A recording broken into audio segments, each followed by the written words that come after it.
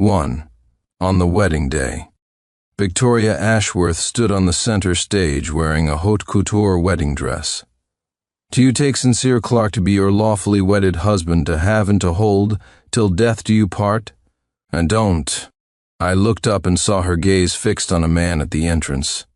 His name was Ethan Miller, Victoria's old flame, the idealized love from her past.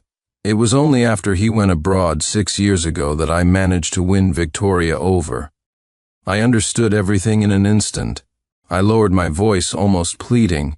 Can we wait until the ceremony is over? Santan, I can't wait. With those words, Victoria hitched up her wedding dress, turned, took Ethan's hand and left. My mind went blank, my heart twisted with sharp pangs of pain. Tears streamed down my face unconsciously. Everyone stared at me with pitying, awkward looks. I closed my eyes in agony. Opening them again, I took the microphone. And the wedding is off. From this day forward, Victoria Ashworth and I have nothing to do with each other.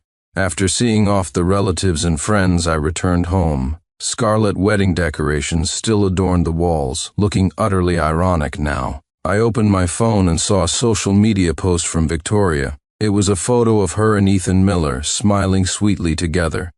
The caption read, "A new beginning. Together with my love, no difficulty can stop us." A chill spread through my heart. I had loved her for 6 years, and in the end, I had become the difficulty in her eyes. Just then, a message notification popped up. It was from Victoria. Ethan just got back from abroad and wants to start a company. He hopes you can invest. Why should I? But you're so rich anyway, $5 million is nothing to you. And besides, Ethan is a man with great potential. Consider this opportunity my compensation to you. Still the same high and mighty attitude. 2, I scoffed. Does she really take me for a complete fool? Keep such a golden opportunity for yourself. That night I slept exceptionally well. After pursuing Victoria for 6 years, I'd spent every day afraid of doing something wrong and losing her. But now that I had actually lost her, I felt completely liberated. The next day I went to the office. A woman with a slender figure walked in. Dressed in a black business suit, she exuded mature charm. It was my secretary, Isabel Bennett. Ms. Ashworth sent an email requesting $5 million in funding. Mr. Clarke, what are your instructions? My gaze turned cold. No doubt it was about yesterday. That woman still hadn't given up. Even contacting the company directly, I refused without hesitation. Seeing I hadn't agreed, Isabel visibly relaxed. Mr. Clarke, the Ashworth family has already caused significant losses for our company. I listened silently as she spoke. Isabel had tried to reason with me similarly before, but back then, blinded by love, I had scolded her instead. Isabel only said a few words this time, then seemed to realize she might have overstepped and quickly fell silent. You're right, and starting today, all cooperation with the Ashworth Group is terminated. And furthermore, issue a notice stating that Shoe Corporation will not engage in business with any company associated with the Ashworth Group. Isabel stared at me, utterly shocked. Any problems? And no problem. Isabel snapped back to reality, her face beaming, and hurried off to carry out the orders. Suddenly, I stopped her. Isabel looked puzzled. Mr. Clarke, is there anything else? I said seriously. Isabel, thank you for everything during this time. Hearing this, Isabel froze for a moment, a faint blush rising on her cheeks. In the afternoon, the phone rang. As soon as I answered, Victoria's accusatory voice came through. Sincere Clarke, are you blacklisting my family's company just because I wouldn't marry you? I never knew you were so petty. And I'm telling you, lift the ban immediately or I'll make you pay. 3. I didn't indulge her. I replied directly. Everything you have, I gave you. Make me pay? Are you even qualified? Looking up, I saw Isabel staring at me, clearly startled by my sharp tone. I softened my expression. What brings you here? And here's your tea. By the way, Mr. Clarke, there's an industry banquet tonight. Your attendance is requested. Upon entering the venue, I saw several familiar faces. It was the Ashworth family, along with Ethan Miller. However, the Ashworths looked awkward, exchanging uneasy glances, clearly out of place. Victoria's father, George Ashworth, pulled her over to me. He raised his glass to me. "Sincere," he began, trying for a conciliatory tone. "Since what happened yesterday was Victoria's fault. Please accept this drink as an apology from our family." But I simply ignored him.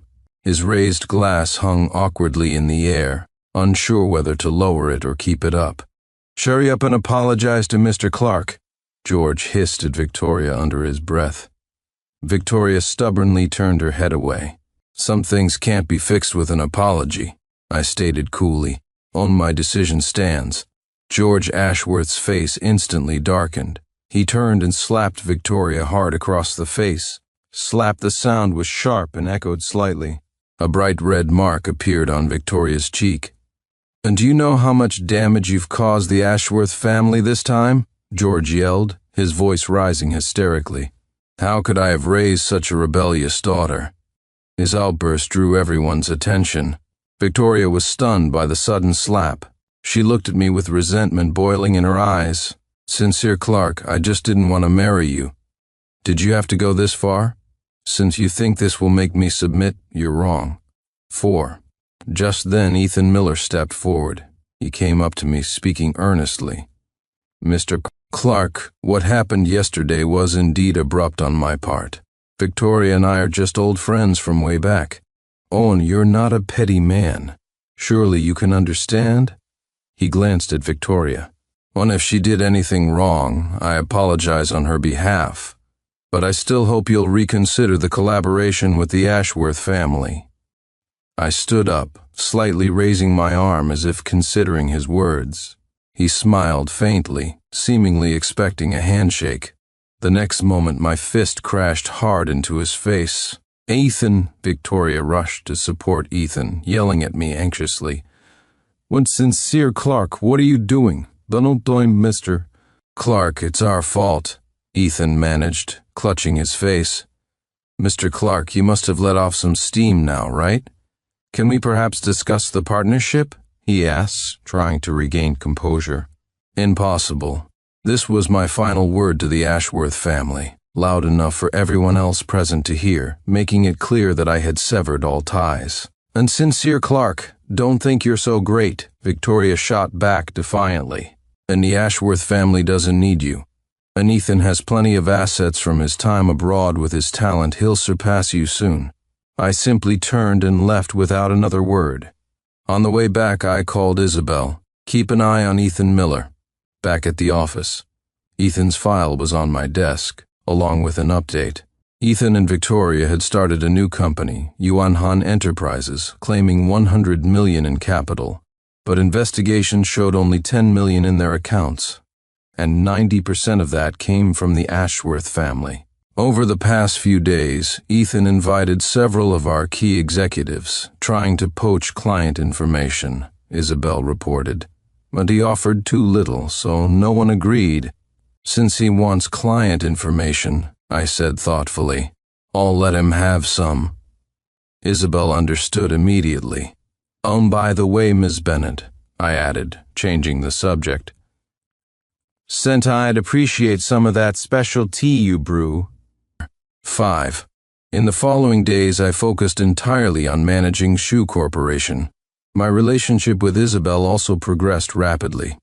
One evening, while we were having dinner at a restaurant, "Didn't expect you to find a replacement so quickly," a sharp, familiar voice interrupted. Turning, I saw Victoria Ashworth standing there with Ethan Miller. Isabel looked up at Victoria with a bright, unwavering smile. "Well, I have you to thank for that, sister," Isabel said, her tone dripping with sweet sarcasm. "But it weren't for you leaving him, I wouldn't have met such a wonderful man." The thinly veiled mockery made Victoria flush with anger and humiliation. She raised her hand, ready to lash out. I quickly stepped forward, grabbed her wrist, and positioned myself protectively in front of Isabel. "Sincere Clark, what are you doing?" Victoria stared in disbelief. Her reaction was understandable. After all, in the past, no matter what she did, I would always blindly take her side. But now, I was defending another woman against her. Protecting my fiancée, I stated calmly. Or perhaps, Ms. Ashworth, I continued, leaning in slightly, still can't forget me? Can't let me go? I emphasized the last few words heavily. Other diners started pointing and whispering, noticing the commotion and X causing a scene. Victoria's face turned an ugly shade of pale. Seeing the situation escalate, Ethan stepped in to smooth things over. When we were just passing by and thought we'd say hello, he said, forcing a smile. Oh, after all, without you, Mr. Clark, Victoria and I wouldn't have had the opportunity to enter this industry, he added, perhaps with a touch of forced gratitude. Hearing Ethan speak, Victoria regained some pride. Sincere Clark, Ethan just landed a major client, she announced, trying to sound triumphant. It's a huge deal, worth hundreds of millions of dollars, now I understood. These two characters had come here specifically to flaunt their supposed success in front of me. I crossed my arms, remaining perfectly calm. So, I asked nonchalantly. They were visibly taken aback, clearly not expecting such a lack of reaction. I continued, what you're talking about doesn't seem to have anything to do with me, does it? And my words were a clear dismissal. Sincere Clark, you'll regret this, Victoria spat out, grabbing Ethan's arm and storming away. Later, I asked Isabel privately, Towars, how are things progressing? The fish has taken the bait, she replied with a knowing smile. Watching their retreating figures, I couldn't help but smile myself. 6. The so-called major client they were boasting about was, in fact, Isabel, operating under a carefully constructed persona. After receiving the doctored client information I allowed to leak, Ethan had eagerly contacted the fictitious female boss Isabel portrayed. He began pursuing her relentlessly, showering her with attention and promises. Clearly, Victoria knew nothing about this secret correspondence. I wondered idly how Victoria would react if she ever saw those flirtatious messages. Isabel grinned at me later.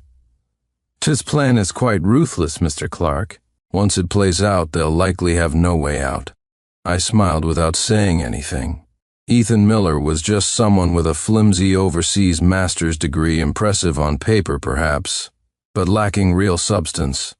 Good enough only to fool someone like Victoria, who was hopelessly blinded by love. A month passed quickly. Word reached me that the entire Ashworth family had resorted to taking high-interest loans from loan sharks. This was exactly the trajectory I had anticipated. During this period, Ethan's communication with the female boss never ceased. He was completely lost in his fantasy of charming a wealthy businesswoman. Every day, besides sending fawning project updates, he'd shower her with solicitous inquiries about her well-being. He's been bringing up meeting in person frequently lately. Seems anxious, Isabel noted one day. How could he not be anxious? The business prospects I dangled through Isabel's persona were enormous, but entirely fabricated.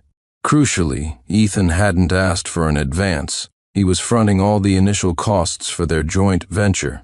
By now, the $10 million the Ashworths had scraped together must have been nearly depleted.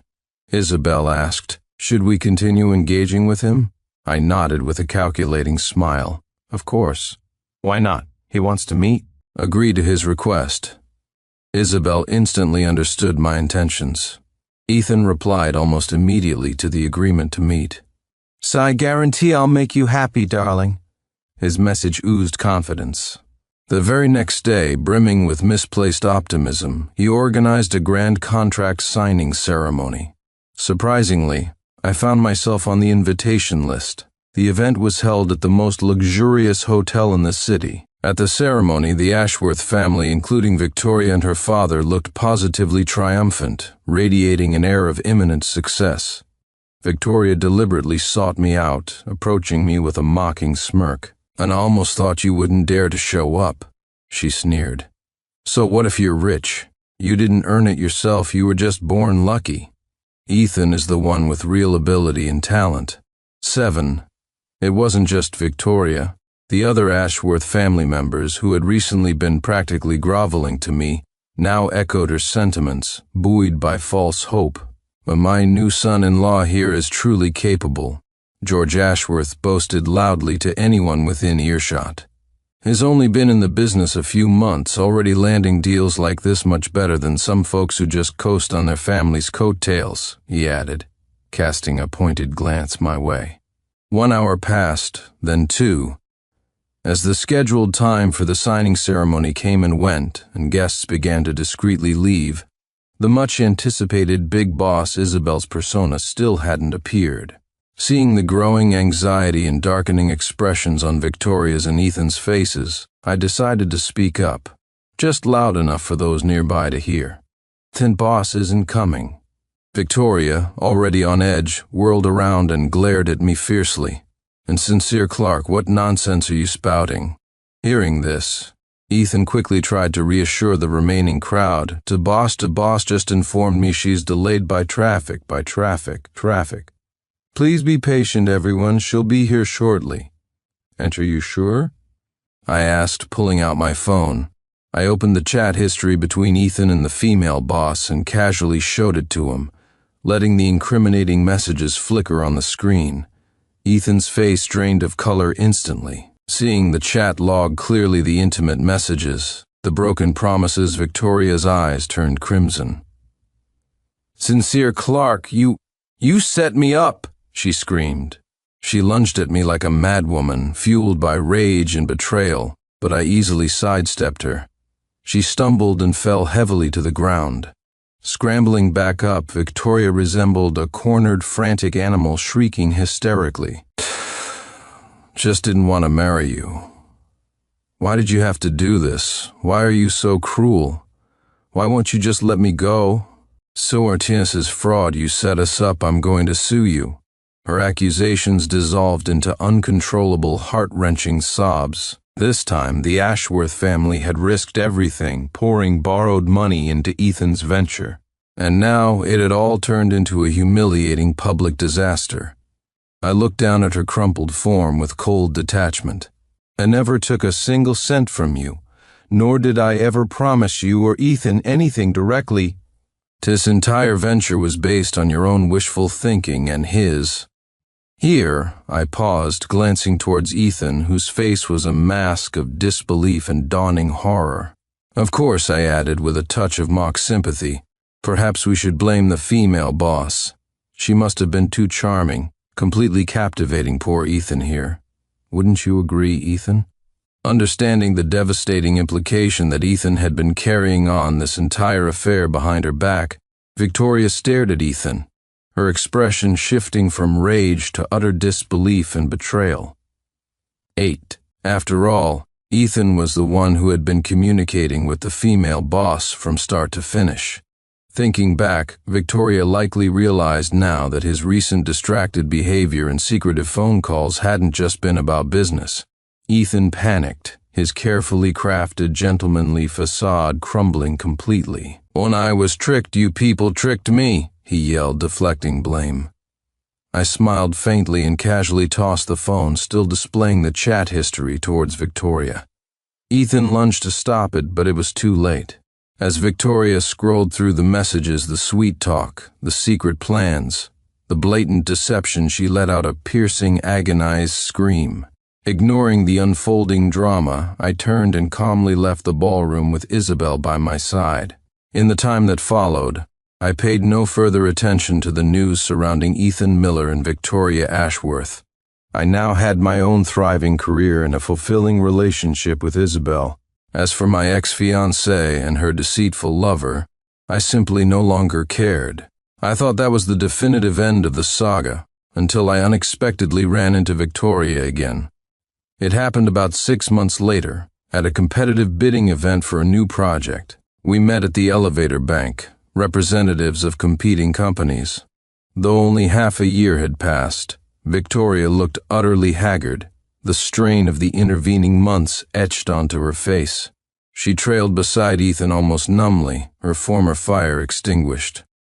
Upon seeing me, Ethan's face immediately filled with undisguised hostility. Victoria looked at me, her mouth opening slightly as if she wanted to say something, but before she could utter a word, Ethan roughly pulled her into the arriving elevator. I had braced myself for some residual feeling upon seeing her again, perhaps anger, perhaps pity, perhaps even a flicker of satisfaction. But surprisingly, I felt nothing.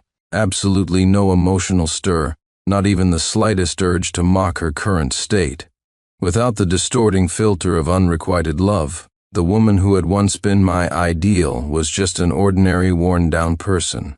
As the undisputed industry leader, U Corporation, which I represented, won the project bid without any real contest. I heard later that this particular project had been the last desperate lifeline for Ethan and Victoria's struggling company, Our Enterprises. When the news of their failed bid was announced, Victoria's face reportedly crumpled, looking as though all remaining strength had been sucked out of her. She sought me out later, confronting me with a look of desperate accusation. "It's been half a year," she hissed, her voice trembling. "Why won't you just leave us alone? Why are you still persecuting me? Is it all just because I didn't want to marry you?" 9. Looking at her pathetic attempt to blame me for her failures, I found it almost laughable. "You don't seriously think I participated in this bid just to spite you, do you?" I replied coolly. "When you really overestimate your importance. Or," I added pointedly, do you genuinely believe that if Sheshu Corporation hadn't been involved, your company could have actually competed successfully against the other bidders?" A deep flush of shame spread across Victoria's face. Her body trembled slightly. She knew, as well as I did, the dire state of their company and their inability to truly compete. At this point, Ethan stepped forward, attempting to salvage some pride. "It's just one small project. What's the big deal?" he blustered. "Only get to act high and mighty because you were born into a rich family," he sneered, falling back on the old accusation.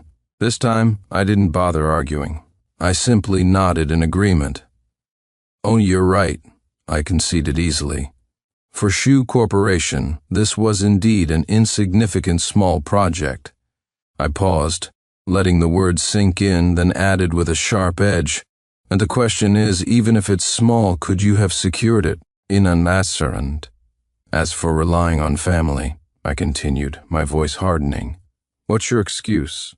Were you born without parents, or are they both conveniently deceased?"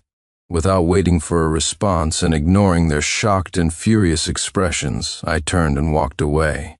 A few days after this encounter, Isabel brought me some predictable news. There's major trouble at Yuanhan Enterprises, the company Victoria and Ethan started. Senchi and I heard the creditors have already moved in and completely emptied their offices. And apparently, many of their employees are picketing, demanding months of unpaid wages. I wasn't surprised by this outcome in the slightest. After knowing Victoria for so many years, I had never seen even a glimmer of business acumen in her. She was driven by emotion and pride, not strategy or diligence. As for Ethan Miller, the man with the flimsy overseas degree, even less competent. Over the past 6 months, his business activities could only be accurately described with one word: useless. He made reckless decisions, failed to conduct basic due diligence like vetting the female boss, and seemed to lack any fundamental understanding of the market. Partnering with someone equally clueless like Victoria, it was a match made in hell. Frankly, it would have been a miracle if they hadn't gone bankrupt. Roughly another half-month passed. A news headline flashing across my screen caught my attention. Yuanhan Enterprises, owner Ethan Miller absconds with estimated $800 million in debts and assets, whereabouts unknown. Word 10. Yuanhan Enterprises, owner Ethan Miller absconds with estimated $800 million in debts and assets, whereabouts unknown. I clicked to read the full article. It detailed how Ethan's company had been operating at a significant loss virtually since its inception. To keep the failing business afloat, he had resorted to a dangerous cycle of borrowing new money to pay off old debts, digging himself and the Ashworths into an ever deeper hole. Recently, a large number of those accumulated debts had collectively come due. Ethan Miller, as the company's legal representative and primary operator, had vanished without a trace the moment the financial pressure became critical, taking with him whatever liquid assets remained. All the crushing weight of the failed company and its massive debts, reported to be around $800 million, now fell squarely onto the shoulders of the largest remaining shareholder, Victoria Ashworth. The once proud and arrogant young lady who looked down on everyone was now reportedly being hounded day and night by hordes of angry creditors. As for her family's original company, the Ashworth Group, because George Ashworth had likely used its assets or standing to guarantee Ethan's loans, it too was dragged down. The courts had reportedly seized its remaining assets for liquidation to partially cover the enormous debts Ethan left behind. Seeing this final, catastrophic outcome, I couldn't help but feel a grim sense of closure mixed with a touch of detached curiosity. How on earth did they manage to borrow that much money in the first place? $800 million was an astronomical sum. Just then, Isabel's voice pulled me back from my thoughts. She had also seen the news. An Ashworth family business. It's completely collapsed. I nodded slowly. Quite the feat, racking up $800 million in debt. Most of that was money the Ashworth family borrowed directly, Isabel explained, having gathered more details. Sainte originally had enough capital from selling previous assets to sustain Yuanhan for a while longer, despite the losses. But then Ethan convinced them he had major overseas investment funds about to arrive. George Ashworth believed him. Hook, line, and sinker. He took out another massive bank loan, secured against everything the Ashworths had left, and gave it all to Ethan.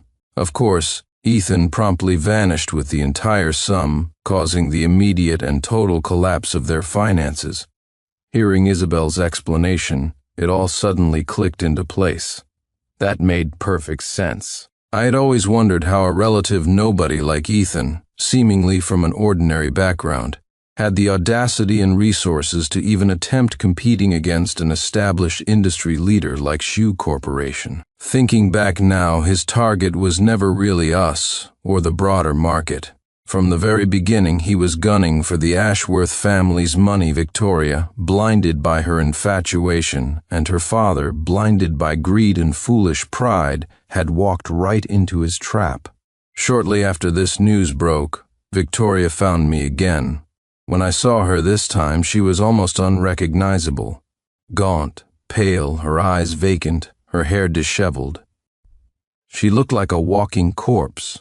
I almost mistook her for some random madwoman who had wandered into the building lobby.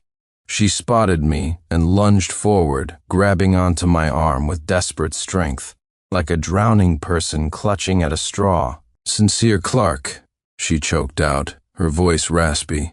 "Please, I'm begging you, save me, save the Ashworth family, only you can help us now, please." 11. "Do you honestly think that's possible?" I asked calmly, extricating my arm from her frantic grasp. Victoria's eyes were bloodshot, tears streaming down her hollow cheeks as she pleaded. "I'm so sorry, Sincere. I know I was wrong, horribly wrong, but I know you still care about me. Deep down, let's start over, please. I'll do anything you ask. Anything." She clung to me again, refusing to let go, babbling incoherently. Just then, Isabel arrived, having come down to meet me.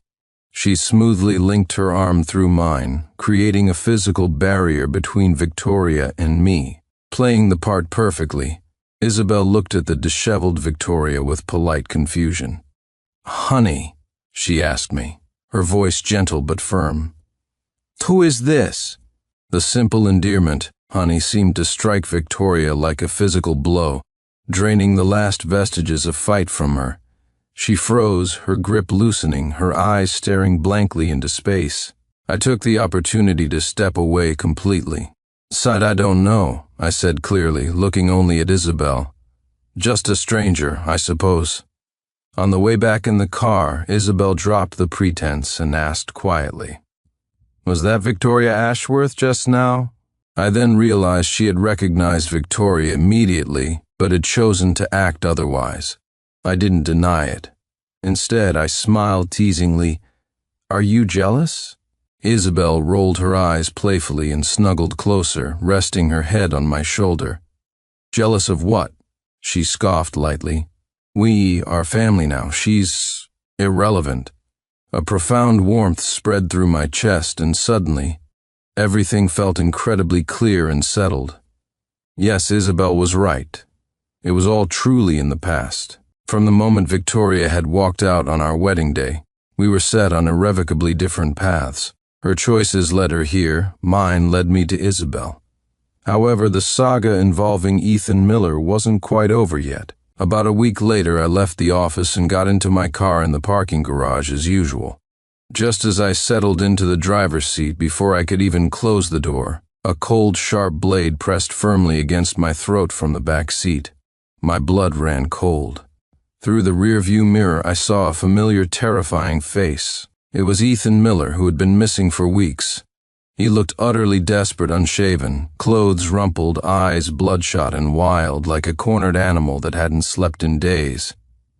"Sincere Clark," he hissed, his voice rough. "And I've been waiting a long time for you. What do you want from me?" I asked, keeping my voice as steady as possible. I hadn't had any interaction with him since the disastrous signing ceremony. I didn't understand why he would target me now.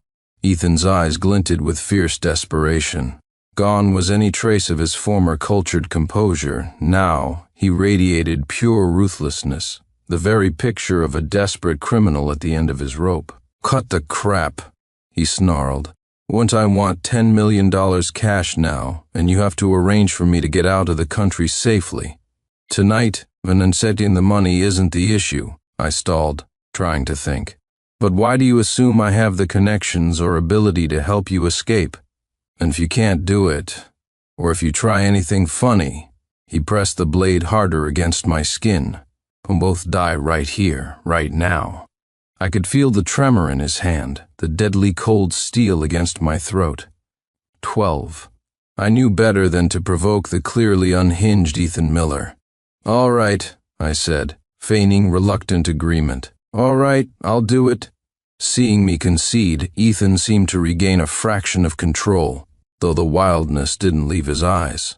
"Arrange it immediately," he commanded, "and to let me make one thing clear. If I even suspect you're trying any tricks, you're dead."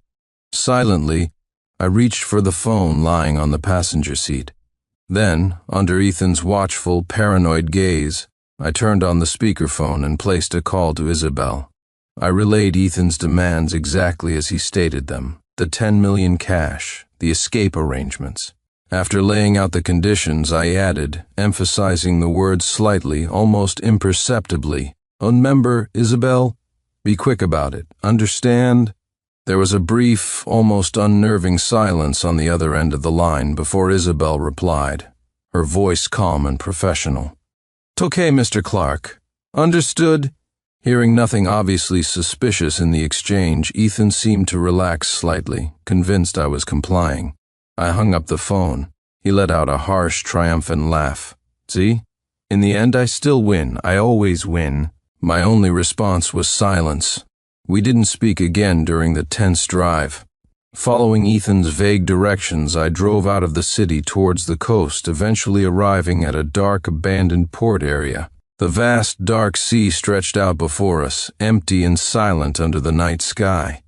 On the cracked concrete pier nearby, there sat a single large duffel bag, presumably filled with the cash. Ethan scanned the dark water impatiently. "Where's the boat?" and he demanded, his voice tight with anger and suspicion. Just as the words left his mouth, the low thrum of an engine broke the silence, and the navigation lights of a small boat slowly emerged from the darkness heading towards the pier. Seeing the approaching boat, Ethan's face lit up with manic relief and anticipation. The pressure of the knife against my throat lessened almost unconsciously as he focused on his imminent escape. Seizing that momentary lapse in concentration, I slammed my elbow back into his side, shoved the car door open, and kicked him hard. He stumbled back, surprised. I scrambled out of the car and sprinted away from the vehicle and the pier as fast as I could. Ethan didn't chase me. His eyes were fixed on the boat and the bag of money. He He snatched the duffel bag and ran towards the edge of the pier where the boat was now docking.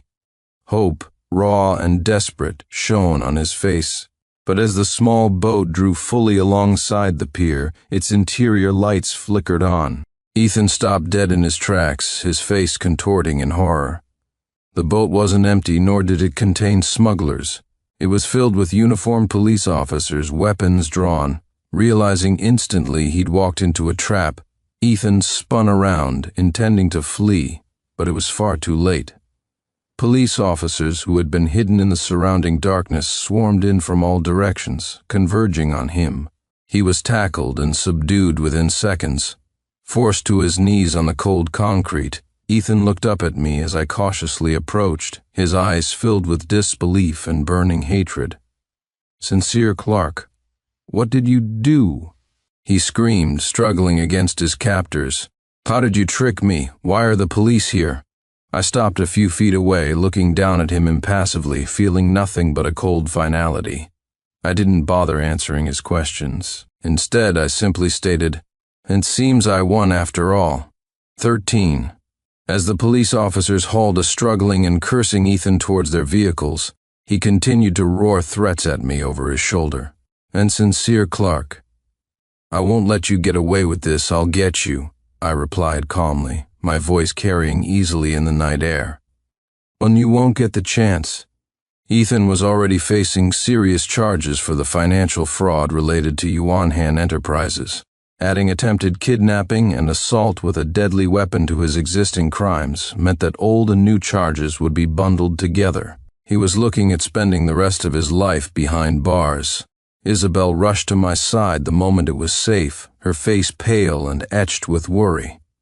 "Are you all right?" she asked urgently, checking me over, and I sensed something was terribly wrong from your tone on the phone, the way you said be quick, so I called the police immediately. I shook my head, taking her trembling hand in mine. "I'm fine," I reassured her, squeezing her hand. "It's over. Let's go home." And seeing I was truly unharmed, Isabel finally breathed a profound sigh of relief, tears welling in her eyes as she nodded firmly. She was right, of course. I hadn't needed to employ any elaborate tricks. The key was the subtle emphasis in my tone when I spoke to her. Isabel, with her sharp mind and deep understanding of me, instantly picked up on the implied urgency and danger, correctly interpreting it as a coded signal to alert the authorities, not just rush the money. We were also fortunate that the city's extensive network of security cameras worked in our favor. Once alerted, the police were able to track my car's movements, identify Ethan Miller inside, deduce our likely destination based on the route, and set up an ambush at the abandoned port well in advance. In that sense, Ethan's lack of familiarity with the local surveillance infrastructure ultimately contributed to his capture. Later, through Isabel, I learned the final piece of the puzzle: why Ethan had targeted me specifically for the ransom money after seemingly disappearing. Apparently, his original escape plan involved using a shady underground money laundering service to transfer the millions he had stolen from the Ashworths overseas. However, in a final fitting twist of irony, the very underground bankers he trusted double-crossed him, scamming him out of nearly all the stolen funds. Left penniless and cornered, with creditors and the police likely closing in, kidnapping me for a quick ransom was his last desperate, ill-conceived gamble.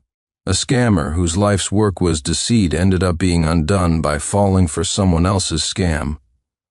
Soon after his arrest, the news about Ethan Miller dominated the headlines. Financial crime suspect Ethan Miller, convicted of attempted kidnapping, aggravated assault, receives life sentence for multiple felony offenses.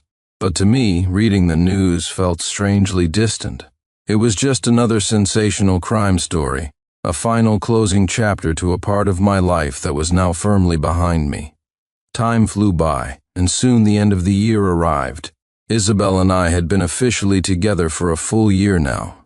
In the months following the kidnapping incident, our bond had only deepened, the shared experience solidifying our trust and affection. We decided to get married, setting the date for the festive year-end period. 14. Both our families were overjoyed and wholeheartedly approved of the match. The wedding venue we chose was, perhaps with a touch of deliberate irony on my part, the very same luxurious hotel where my first wedding was supposed to have taken place. The wedding dress Isabel wore was equally stunning and elegant, a breathtaking confection of white lace and silk. But this time the woman standing beside me at the altar, radiant in that beautiful dress, was Isabel Bennet. Isabel Bennet, do you take Mr. Sincere Clark to be your husband, to love, honor, and cherish from this day forward? Son, I do. Isabel's answer was firm, clear, and unhesitating, her face absolutely beaming with pure happiness. That night the celebration was joyous and heartfelt. Guests and hosts reveled together. As the groom, I was toasted repeatedly and lost count of how many glasses of champagne I graciously accepted. It wasn't until much later, when most of the guests had departed, that I managed to find a quiet moment to slip away to the men's restroom to splash some cold water on my face. As I looked up from the sink into the mirror, I froze. Standing silently behind me was a familiar figure. It was Victoria Ashworth. Although it had only been about a year since I'd last seen her after the failed bid, she seemed to have aged considerably more than just 12 months. The haggard desperation was gone, replaced by a kind of weary resignation, a maturity born of hardship. I was completely stunned to see her there, at my wedding reception. For a moment I didn't know how to react. My first instinct was to turn and walk away, pretending I hadn't seen her. But before I could move, Victoria spoke, her voice quiet, lacking its former edge. This time there was no accusation, no hysteria, just a simple question. Are you getting married today, Sincere? Slightly taken aback by her subdued tone, I found myself answering reflexively, Yes. An awkward, heavy silence descended between us. Standing there, I realized with certainty that there was truly nothing left for us to say to each other. The past was too fraught, the present too divergent. I didn't know how to bridge that chasm, nor did I want to. Just as I decided to leave without further words, Victoria spoke again, her voice soft and tinged with regret. Sincere, back then, when I left the wedding, were you incredibly angry? I paused, letting out a slow breath. At first, yes, I was furious, I admitted honestly. And much later, after I had time to think, I realized that maybe the way things turned out, the way you became, perhaps it was partly my fault too, for spoiling you so relentlessly, for never setting boundaries. And before I finished speaking, large tears welled up in Victoria's eyes and began to stream down her face like broken pearls. No, it was all my fault, she whispered, her voice thick with emotion. It was all me. I was selfish and foolish. I didn't just betray your feelings. I threw away something precious. I'm so sorry. It's all in the past now, Victoria, I said gently. What was right or wrong doesn't really matter anymore. And I meant it. Standing there, finally married to Isabel, happy and fulfilled, I had truly let go of the bitterness and anger. 15. But Victoria continued, seemingly needing to unburden herself. But back then I thought he had the education, the sophisticated background. I thought he was this reliable, ambitious man who could give me a different kind of life. But here, Victoria clenched her fists tightly, her nails digging into her palms. It was my mistake, she choked out. I was such a poor judge of character, so arrogant, so blind. I shouldn't have trusted him so easily. I shouldn't have thrown everything away for him. More tears flowed freely down her cheeks. Seemingly overcome by a wave of desperate emotion, she suddenly reached out and grabbed my wrist, her grip surprisingly strong. In these past few years, living the life I have now, I finally understood, she said urgently, her eyes pleading. You were the right one for me all along, Sincere. You were the good man, the stable one. I think maybe I loved you all along, but I was too proud and foolish to see it. And heard news about you, snippets here and there, she rushed on. I've been following your success quietly. I know what I did was unforgivable, and I have absolutely no right to ask this, but I still want to ask for your forgiveness." She looked up at me, her face full of desperate, fragile hope, tears shimmering in her eyes. "Sincere. Is there any chance for us? Any chance at all?" "On what do you think, Victoria?" And I finally met her gaze directly, my voice quiet but firm. "Sue already destroyed my first wedding day. Are you now trying to ruin my second marriage on the very day it begins?" "No, that's not what I meant, Victoria stammered, trying hastily to backtrack, realizing how her words sounded. "It's too late," I said gently but definitively. I shook my head slowly. "As you can see," I gestured implicitly towards the reception hall beyond the restroom door, "and I have a new life now, a happy life." Victoria stared at me, her red-rimmed eyes wide with a dawning, painful understanding. Her grip on my wrist slowly, unconsciously loosened. "Goodbye, Victoria," I said softly. I turned my gaze away from her, looking towards the bright lights and faint sounds of music coming from the reception area outside. I knew Isabel was out there, waiting for me, my wife, my future. After that night, I never heard any news about Victoria Ashworth or what remained of her family again. It was as if they had simply faded away, vanished from the city and from the periphery of my life. After getting married, Isabel and I became true partners, managing Shoe Corporation together. Our marriage was strong and happy, built on mutual respect, trust, and genuine affection. With harmony at home, our business continued to flourish, growing steadily year after year. During this time, our family grew as well. We were blessed with children, bringing new joy and purpose into our lives. The only minor drawback to our fulfilling life was that being fully dedicated to both our growing family and the demanding business left us with precious little time for leisure or travel.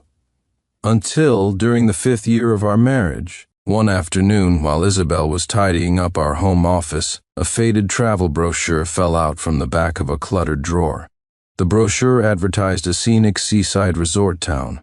16. Looking at the picturesque seascape depicted on the cover, Isabel let out a wistful sigh. "Wow, you've actually been here?" she exclaimed, turning to me with surprise. "It looks beautiful. I've never really had a proper seaside vacation, you know." The brochure instantly stirred a distant memory within me. It was from a place I had visited during my university years.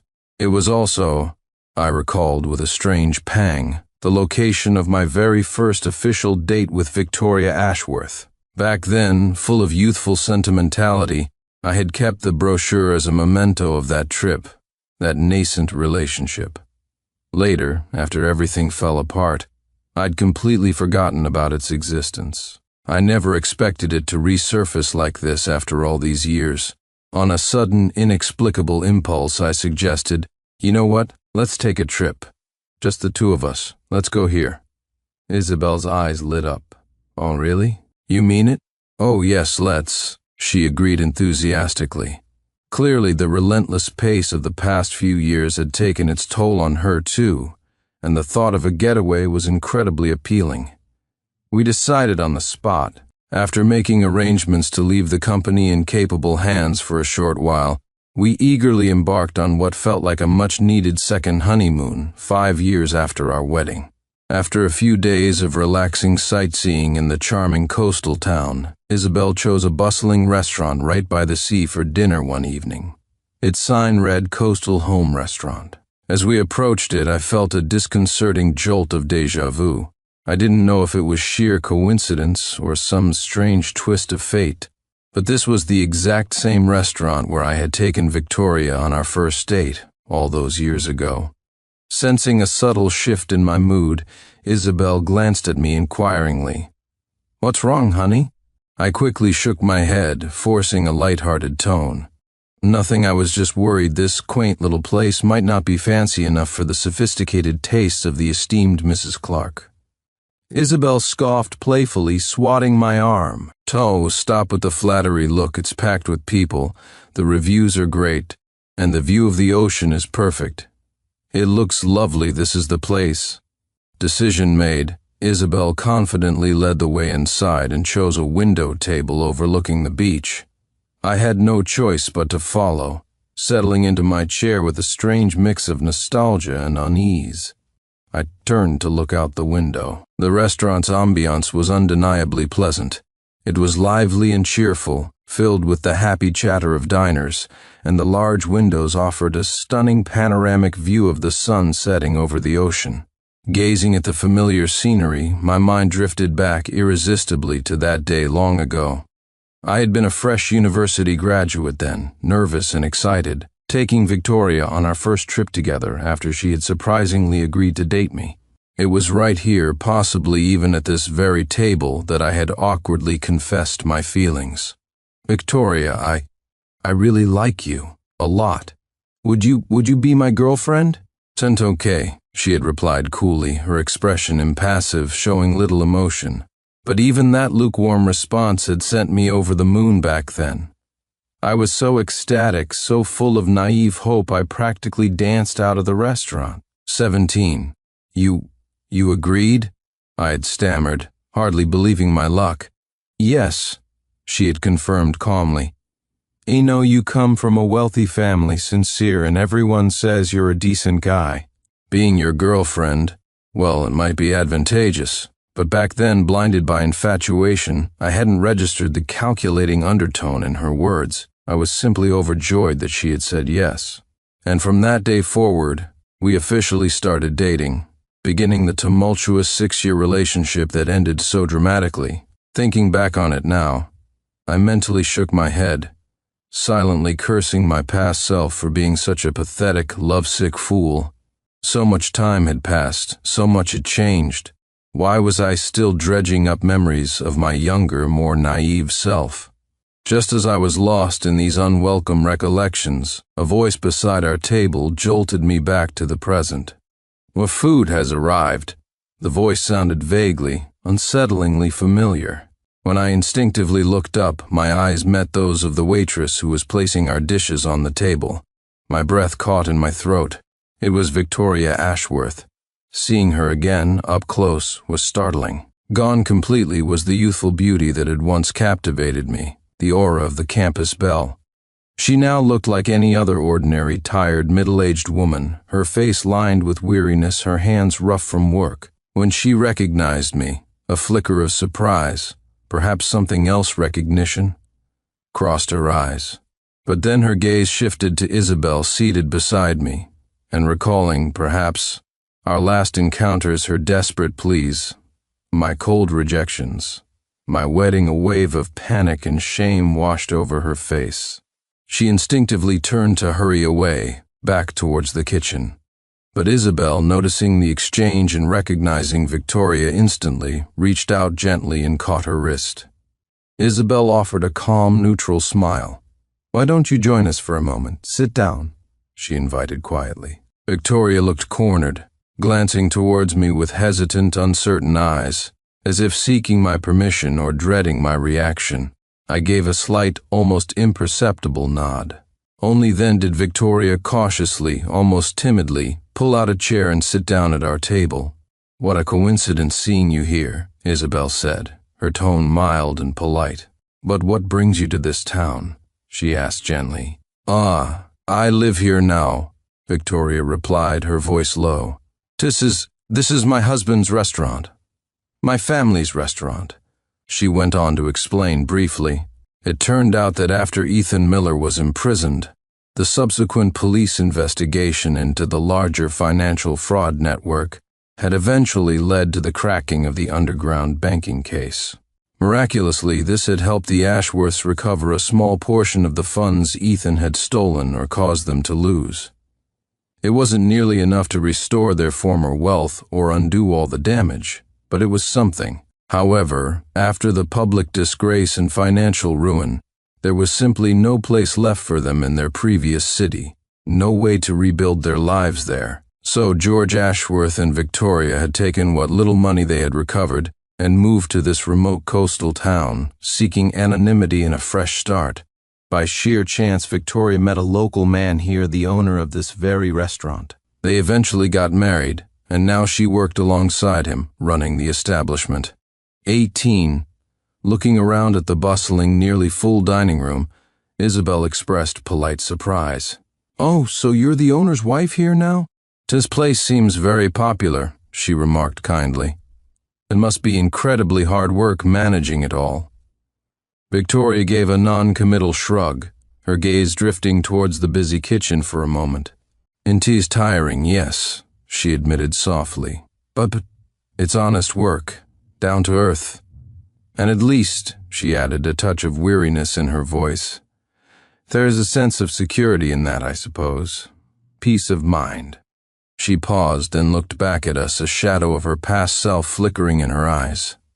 "In the past, I aimed so high. My ambitions were sky high. I wanted everything, the best of everything. And I almost lost, well, I did lose almost everything I had because of it." Saying this, Victoria's gaze shifted pointedly towards me. "Sincere," she said, her voice barely above a whisper. Speaking of which, I suppose I should actually thank you. If you hadn't been involved in catching Ethan, if he had gotten away, my family and we might truly have ended up homeless, destitute on the streets." I shook my head dismissively. "It wasn't me who caught him, not directly. The police handled that, and I just did what was necessary at the time." "You don't need to thank me, Victoria." Hearing my cool, detached response, Victoria froze, her lips pressing together tightly as she bit back whatever emotion rose within her. It was Isabel, ever perceptive and gracious, who quickly stepped in to break the ensuing awkward silence. "Well, it's good to see you found a new path," she said brightly, changing the subject. "Tell us more about life in this town." I realized then that my tone might have been unnecessarily harsh, still colored by the dregs of old wounds. I made an effort to engage in lighter conversation, asking polite questions about the restaurant and the town. What followed was a somewhat stilted, scattered attempt at catching up, filled mostly with surface-level platitudes. The chasm between our current lives and experiences felt vast and insurmountable. When Victoria learned, through our conversation, that Isabel and I now had children, she managed to conjure a strained smile. "Oh," she said softly, That's wonderful. Congratulations to you both. And see news reports about you corporation sometimes, about your successes," she added, her eyes momentarily distant. "On your children. I'm sure they'll have a very happy, fortunate life." I simply nodded. "Thank you." Truthfully, there was painfully little common ground left between Victoria and us. We were strangers who shared a complicated, messy past. After a few more minutes of awkward, brief exchanges, the conversation dwindled into silence once more. The uncomfortable quiet was broken by a loud, coarse shout from the direction of the kitchen. "Useless hag, are you slacking off out there again? Can't you see how busy we are? Get back here." The voice belonged to a man, presumably her husband, the owner. "Ta coming," Victoria called back immediately, a flustered, almost fearful look flashing across her face. She quickly stood up, pushing her chair back. "I'm so sorry," she apologized hastily to us, avoiding eye contact. "I have customers waiting, orders to take. I can't chat any longer." And we nodded understandingly, murmuring polite farewells. Without another backward glance, Victoria hurried away, quickly resuming her duties, bustling between tables, taking orders, clearing plates, just another waitress swallowed up by the demands of the busy restaurant. Watching her retreating figure, her shoulders slumped slightly under the weight of her apron and her reality, a single phrase echoed in my mind: "Things change, people change." The arrogant, entitled young woman I once knew, who looked down on everyone, was now reduced to this willingly, or perhaps unwillingly, serving others, enduring verbal abuse from her husband, Isabel let out a soft sigh beside me. She really has changed so much, she murmured wistfully. It's the path she chose for herself, I replied quietly, perhaps a little too curtly. Isabel nodded in agreement, then turned to me, her expression thoughtful, asking somewhat pointedly, but sincere, what if? What if back then she hadn't been so impulsive, so drastic? If she hadn't left you at the altar, do you ever wonder if perhaps the person sitting beside you today, married to you, raising your children, wouldn't be me? Her question hung in the air, heavy and profound. It left me momentarily silent, contemplating the infinite unknowable what-ifs of life. Yes, there were indeed so many what-ifs. What if Ethan Miller had never returned from abroad? What if Victoria hadn't chosen to leave me that day? Perhaps everything in my life today would be entirely different. Who would I be? Would I be happier or unhappier? It was impossible to know. After finishing our meal, we deliberately left a generous amount of extra money on the table before leaving the restaurant.